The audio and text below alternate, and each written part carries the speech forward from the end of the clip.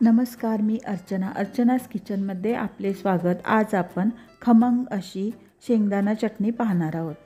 आपण या मिक्सरच्या भांड्यानेच मापून शेंगदाणे घेऊयात। शेंगदाणे भांड्यात भरताना 1 इंच कमीच ठेवायचे।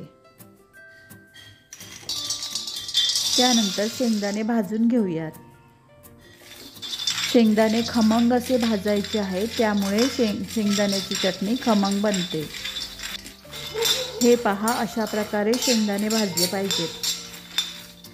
अशा प्रकारे शेंगदाणे भाजले की चटणी जास्त दिवस टिकते। शेंगदाणे भाजून झालेत, आता सुपात किंवा परातीत काढून घेऊया। शेंगदाणे जरा थंड होऊ देऊया। मी काहीतरी करते, गरम आहे। सर्व शेंगदाण्यांची साले काढून झालेली आहेत।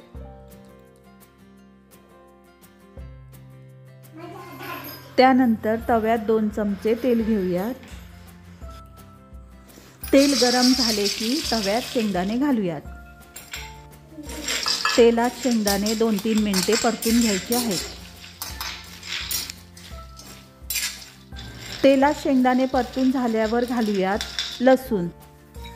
लसूणीच्या 20-25 पाकळ्या घेऊयात।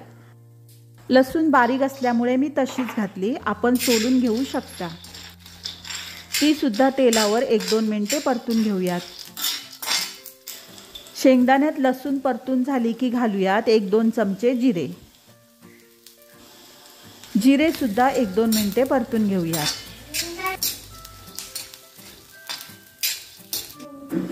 हे पहा, सर्व जिन्नस असे खमंग भाजले गेले पाहिजेत।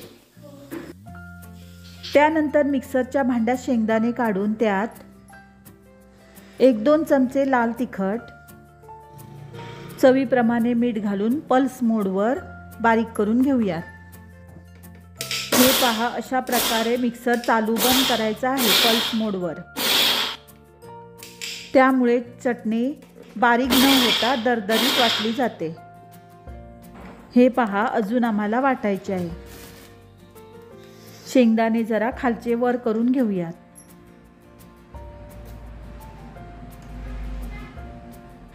पुन्हा एकदा 1-2 वेळा मिक्सर फिरवून घेऊयात।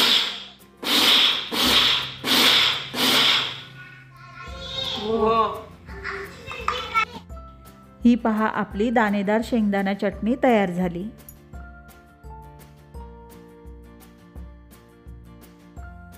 ही शेंगदाणा चटणी आपण हवाबंद काचेच्या बरणीत भरून ठेवा, 1-2 महिने सहज टिकते।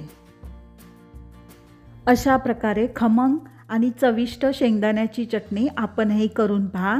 आवडल्यास लाईक, शेअर, सबस्क्राईब करायला विसरू नका।